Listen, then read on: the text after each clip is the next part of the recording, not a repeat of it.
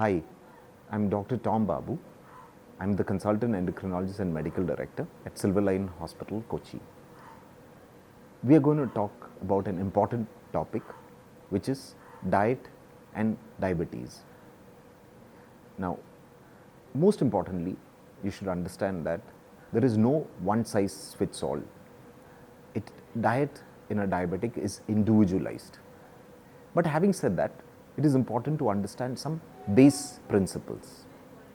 So, most importantly, a diabetic should aim to reduce the carbohydrate consumption in their diet. We want to reduce it to less than 25%, the rest being fiber and proteins. So, in trying to reduce the carbohydrates, what we should do is that we should restrict or we should choose complex carbohydrates, namely whole grain cereals, which is wheat, brown rice, oats. Now we are suggesting millets, etc. So, when we do that, the glucose load from the carbohydrates, which is the main source of the glucose load in our diet, comes down. And we can replace or we can increase the intake of proteins and fiber. So, fiber, what is the richest source of fiber? The richest source of fiber can come from green leafy vegetables, legumes mainly peas, etc.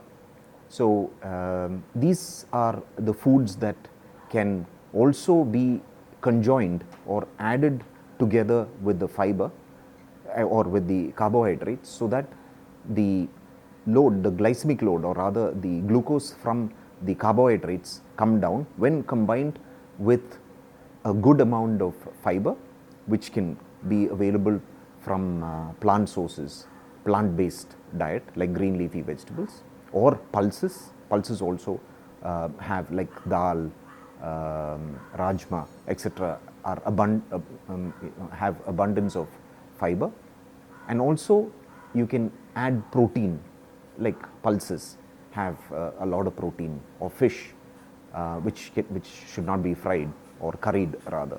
So these things, when brought together, forms an ideal diet. And one of the easy ways to suggest a sensible diet is that we can suggest what is called a plate method. So a plate, which otherwise is an epitome of food to all of us, can then be shown to our patient, and then we can explain it in this manner, where we show the plate and say less than 30% should come from foods, your base foods like rice, wheat, etc. But 75% should come from a mix of green leafy vegetables, pulses, dairy products, meat, and maybe a little bit of fruit. So the most important question remains is that what fruit can our diabetic patients take? Now, there are fruits which have low glycemic index, which glycemic index means the potency or the potential for that particular food to increase your blood glucose level.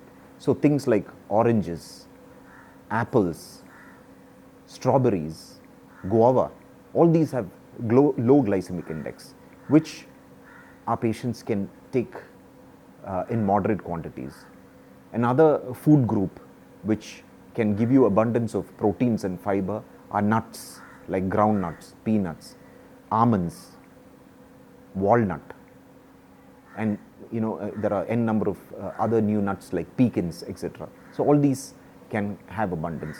But in summary, what our diabetic patients need to understand is that whatever you do it in moderation, but most importantly, always aim to keep the carb load down, which is the base foods, which comes from the base foods. So decrease base foods, increase plant-based diet, nut-based diet, fruits in moderation. Thank you.